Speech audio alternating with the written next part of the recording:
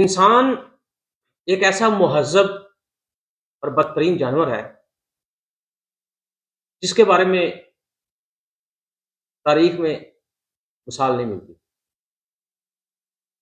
वजह ये जानवर जब भी कोई काम करता है, बड़े मुहज़्ज़ब तरीके से और बड़ी प्लानिंग से करता है और बाद में उसी प्लानिंग और उसी मुहज़्ज़बपन के अंदर इनोसेंट भी डिक्लेयर हो जाता है। लेकिन ये इस मुहज़्ज़बपन और बदतरीन जो शक्ल है जानवर की, उसके दरमियान जो ड्यूरेशन है, उसमें जो नुकसान करता है और जिसका नुकसान होता है, क्या उस नुकसान की कंपनसेशन हो सकती है या कभी आज तक किसी ने कंपनसेशन की है उसकी? मसलन मुझे डर लगता है अब हमारे प्यारे लीडर इमरान खान साहब के बारे में बात करते हुए, क्योंकि मुझे नहीं पता कि गली के किस कोने से कोई बंदा जो है आके मेरे ऊपर हमला कर दे। तो इसलिए मैं शुरू से ही बड़ा मुहतात हूँ, गरीब आदमी हूँ, माड़े बाप का बेटा हूँ। शायद मेरा बाप जब वो प्राइम मिनिस्टर होता, पाकिस्तान के किसी अदालत में जज होता, चीफ जस्टिस होता या किसी बड़े ओहदे पे बैठा होता, तो फिर मैं भी पाकिस्तान से बाहर बैठ के पाकिस्तान की बड़ी फ़िक्र करता और पाकिस्तान को बचाने के लिए हर मुमकिन कोशिश करता। क्योंकि पाकिस्तान से बाहर बैठा हुआ हूँ और जो लोग पाकिस्तान के अंदर बैठ के काम कर रहे हैं, वो तो काम ही नहीं कर रहे। उनको पाकिस्तान से बिल्कुल मोहब्बत नहीं है और जो इस तरह के शरपसंद अनासर जो हैं, जिनको बड़ी मोहब्बत है और वो कितना पाकिस्तान को बचा रहे हैं, वो आपके सामने है। मेरे 2-3 सवाल हैं अपनी इस कौम से और इस सारी प्यारी लीडरशिप से। अगर आप लोगों को वज़ीराबाद का वाक़या याद हो, मैं इस बात में नहीं जाना चाह रहा कि वो हमला इमरान खान साहब के ऊपर जो था प्लांटेड था या किसी दूसरी पार्टी ने किया या उनके जो दुश्मन थे उन्होंने किया। सिर्फ़ मुझे सवाल ये पूछना है कि उस दंगे के अंदर या उस हमले के अंदर जो एक बाप 2 बच्चों के साथ जलसे में आया था और वो वहाँ पे उसको गोली लग गई और उसके 2 बच्चे अपने बाप की मैयत के ऊपर बैठ के बाप को उठाने की कोशिश कर रहे थे कि पापा उठें घर चलें। क्या वो पापा उठ के घर चले गए? वो किसी का बेटा था, किसी का भाई भी था, किसी का खावंद था और मोस्ट इम्पोर्टेंट किसी का बाप था। क्या किसी के बेटे का कुछ बिगड़ा?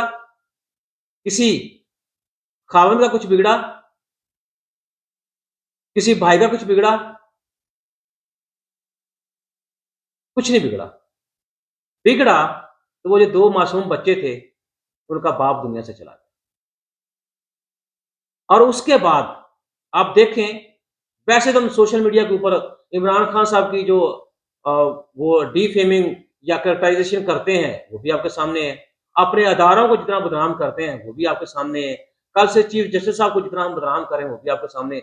कभी किसी सोशल मीडिया एंकर ने या किसी यूट्यूबर ने या किसी हर उस शख्स ने जो मीडिया के साथ लिंक्ड है, उस 2 बच्चों के बाप की मौत के ऊपर बात की, किसी ने बात नहीं की।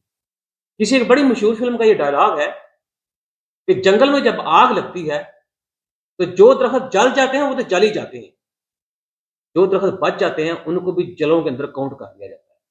ये बड़ी मशहूर फ़िल्म है और ये उस फ़िल्म का ओपनिंग डायलॉग है। तो देखिए 10 मई को क्या हुआ? आपने हम केपीके से शुरू करते हैं। स्वात का मोटरवे का जो टोल प्लाज़ा था, वो जला दिया। वो किसकी मलकियत थी भाई? किसके बाप के पैसे लगे हुए थे वहाँ पे? आपने लाहौर में कोर्ट मर्डर का घर जला दिया।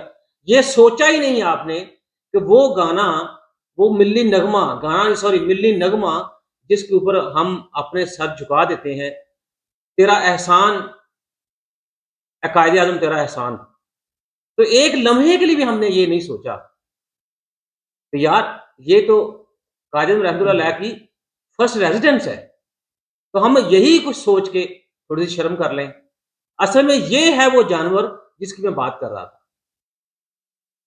फिर उसके बाद मुझे बताएँ, आप $1-1 डॉलर के लिए मिन्नतें कर रहे हैं।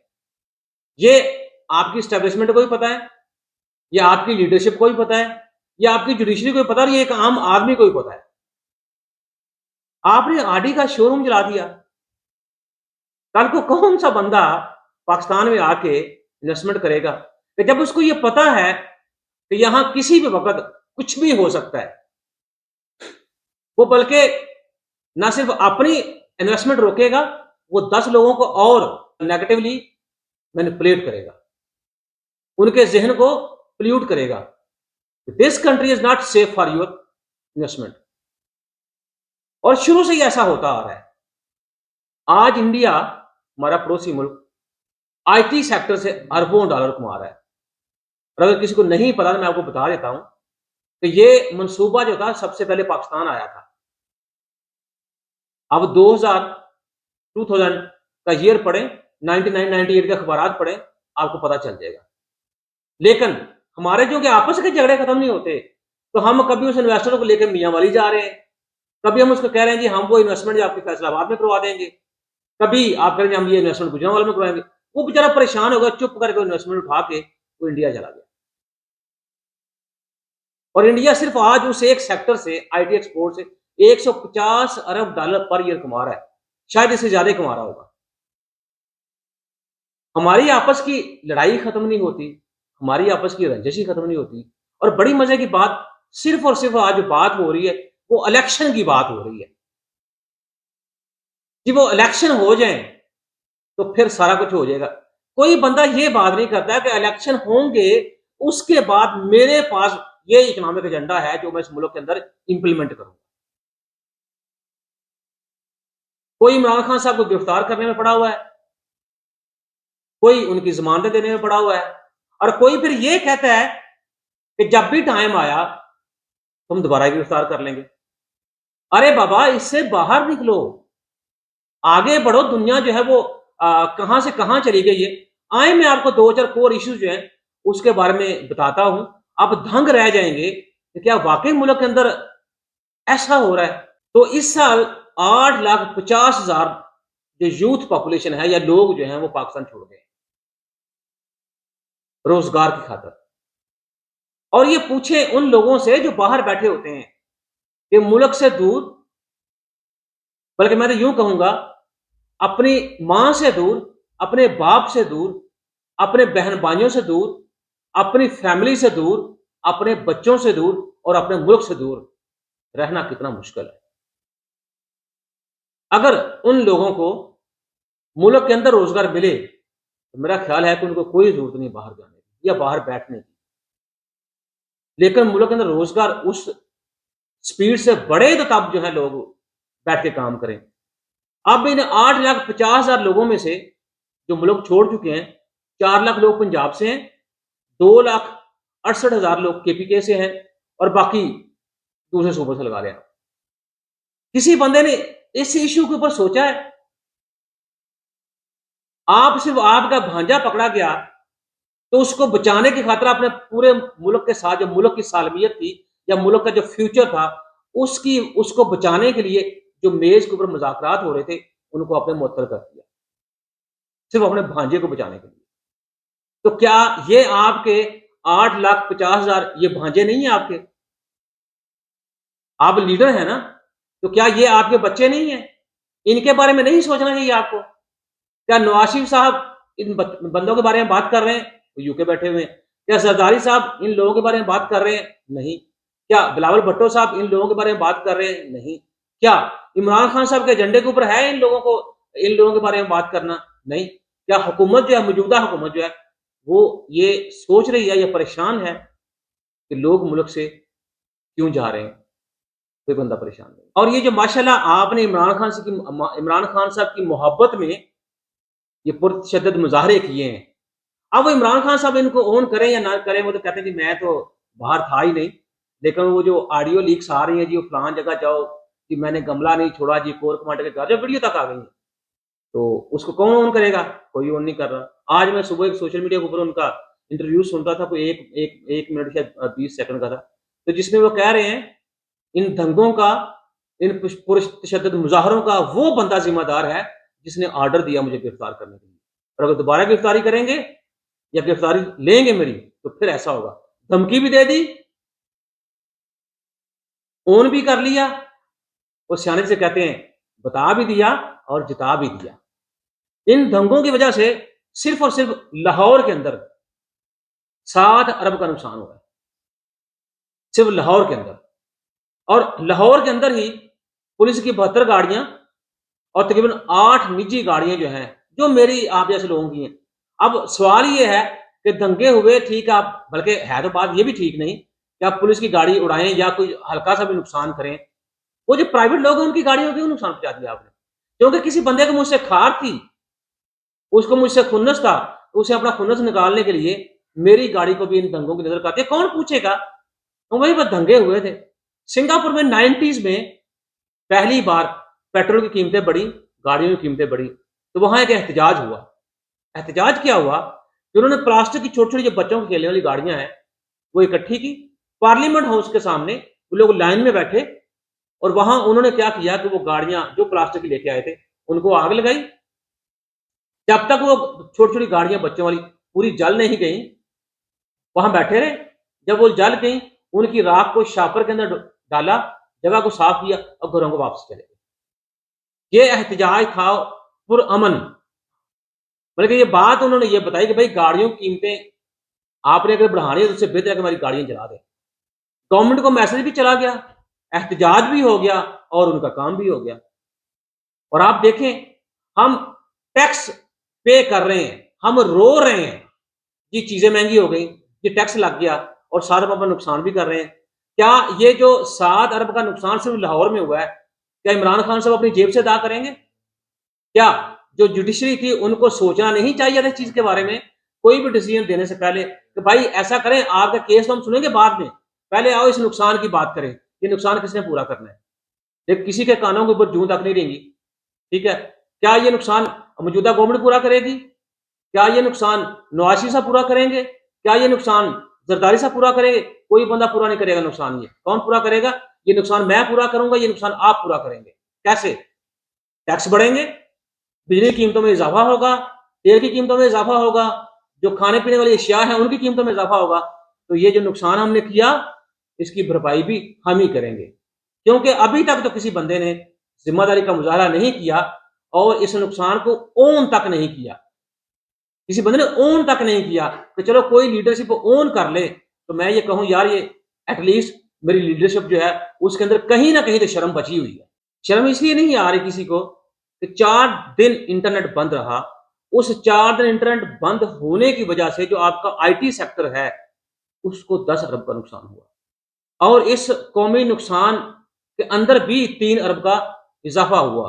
जाहिर सी बात है, अगर 10 अरब का नुकसान हुआ तो गवर्नमेंट टैक्सेस की फॉर्म में पैसा मिलता था, तो जब आईटी सेक्टर ही बंद हो गया तो इन 4 दिनों में उसकी वजह से गवर्नमेंट को भी 3 अरब का नुकसान हुआ। और ओवरऑल पाकिस्तान को, जो पाकिस्तानी अवाम है, उनको कितना नुकसान हुआ है वो अभी तक किसी के पास टाइम ही नहीं है तो उस नुकसान को हम एस्टिमेट कर सकें। इतनी सीरियसनेस है इन लोगों के अंदर हमारे लिए। और एक हम पागल हैं तो जो सर पे जनाब वो पट्टियां बांध लेते हैं, लंबे लंबे डंडे पकड़ लेते हैं, आओ भाई लिबर्टी मार्केट चलते हैं, वहां कोई पड़ी हुई चीज तोड़ते हैं जाके, आए भाई गमले तोड़ते हैं। ये एक वीडियो है, इस वीडियो को आप देखिएगा, आपको समझ आ जाएगी कि ईमानदारी क्या चीज है। बेसिकली ये चाइना का एक रोड है, वहां एक छोटी सी एक रेहड़ी पड़ी हुई है, उसको आपने देखा छोटे छोटे गमले लगे हुए हैं, ऊपर रोशनी का बल्ब लगा हुआ है और साथ आप देखें वी चार्ट जो है उसका वो क्यूआर कोड भी दिया हुआ है, लेकिन वहां बेचने वाला बंदा कोई नहीं है।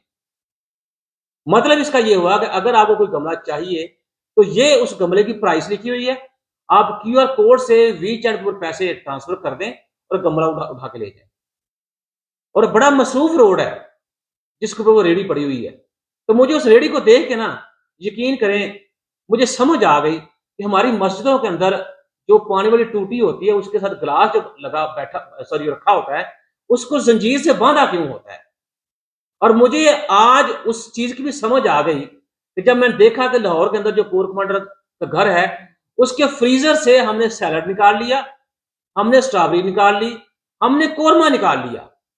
तो फिर मुझे समझ आई कि भाई वो जो हमने मस्जिद के सामने, वो जगह जहां हम इबादत करने जाते हैं, वो जगह जहां हम अल्लाह से नमाज की फॉर्म में बातें करने जाते हैं, तो वहां से पानी जो पीते हैं, तो वहां पे भी वो चीज जो है, लाइक ग्लास जो है, वो हमसे महफूज नहीं है। तो जब तरक्कियां होती हैं मुल्कों की, या मुल्क तरक्की करते हैं, तो मैं अक्सर अपने वीलॉग्स के अंदर यही बात करता हूं, वो चाहे मैं हूं चाहे कोई और है, ऑनेस्टी बड़ा इंपॉर्टेंट फैक्टर है। जब तक आप ऑनेस्ट नहीं होंगे, तब तक जो है आप तरक्की नहीं करेंगे। मेरे एक दोस्त हैं, उनको मैंने जर्मन कॉल की, तो कुछ छोटा-सा मेरा काम था, तो वो उनसे मैंने पूछा, मैं कहा, "यार, वो आपने मुझे असाइनमेंट करके नहीं भेजा?" कहते, "सर, मैं तो बड़ा स्ट्रेस में हूँ।" मैं परेशान हो गया, अरे मेरा दोस्त है, बड़ा प्यारा दोस्त है मेरा। तो मैंने कहा, "क्या हुआ?" कहते, "जी, मेरे मकबूल लीडर इमरान खान साहब को उन्होंने गिरफ्तार कर लिया सर, मैं तो 2 दिन मैं तो स्ट्रेस में हूँ।" मैं परेशान हो गया, भाई तू बाहर बैठा हुआ है, और सर मेरी फैमिली जो पाकिस्तान बैठी हुई है, मैं इसलिए परेशान हूँ। मैं कहा, भाई फैमिली मेरी भी पाकिस्तान बैठी हुई है। मैं आउट ऑफ कंट्री हूँ अब 2-3 महीनों के विज़िट के ऊपर। तो मुल्क मेरा भी पाकिस्तान है, लेकिन मैं तो स्ट्रेस में नहीं आया कोई भी। और तुम ये सोचो कि अगर तुम्हें इस स्ट्रेस में कुछ हो जाता, तो फिर क्या होता? किसका नुकसान होता? कहते, सर आपको से नुकसान तो मेरा ही होना था। तो मैं कहा, फिर तुमसे बड़ा कोई बेवकूफ़ बंदा है? कि जो किसी थर्ड पर्सन की वजह से, ठीक है वो आपके लीडर हैं, आप उनको लाइक करें, ठीक है? वो आपके लीडर हैं, आप उनको फॉलो करें, पर इसका मतलब ये पागलपन इतना ज़्यादा तो नहीं हो जाना चाहिए कि आप अपनी जो सेहत है, उसी को इफ़ेक्ट कर लें। और ये कितने सीरियस लोग हैं। उन्होंने कहा, जी मुझे जब पता ही नहीं, मैं अंदर था, मुझे गिरफ्तार कर लिया, तो मुझे पता ही नहीं बाहर क्या हुआ था, मैं उसकी मज़म्मत क्या करूँ? अब जो 50 से 60 लोग मर गए, जिनकी जानें चली गई हैं, उनको कौन वापस करेगा?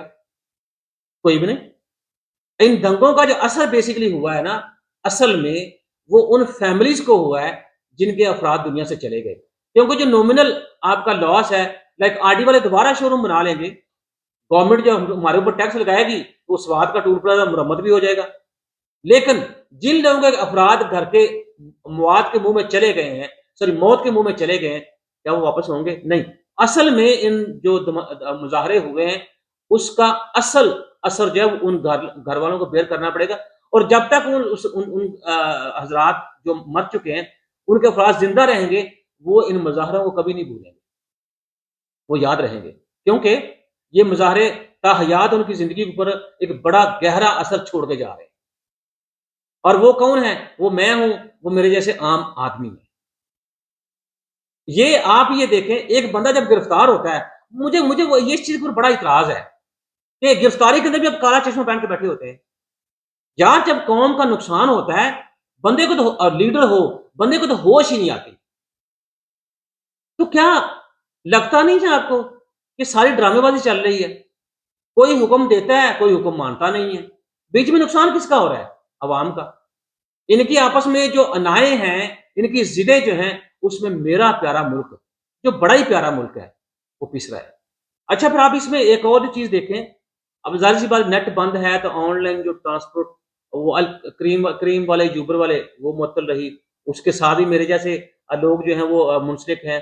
फिर जब वो इन ड्राइव फूड डिलीवरी पैंडा वाले या और जो फूड डिलीवरी के ब्रांड्स हैं पाकिस्तान के अंदर, ज़ाहिर-सी बात है इंटरनेट नहीं है, ऑर्डर आ नहीं रहे, तो डिलीवरी हो नहीं रही, वो लोग बेरोज़गार होकर बैठे हुए हैं, जो डेली वेजेस के ऊपर काम करते हैं। बस सुबह कमा लिया, शाम को खा लिया, तो क्या हुआ होगा उन लोगों के साथ? क्या कोई मेरे किसी लीडर ने ये बात कही इन 4 दिनों में कि हमारी पूरी कौम जो है वो सोग में है, तो मैं एक वक़्त का खाना नहीं खाऊँगा या मैं रोज़ा रख लेता हूँ। तो जब तक मुल्क के अंदर हालात ठीक नहीं होंगे, मैं तब तक मेरा रोज़ा है। किसी बंदे ने ये बात की? नहीं।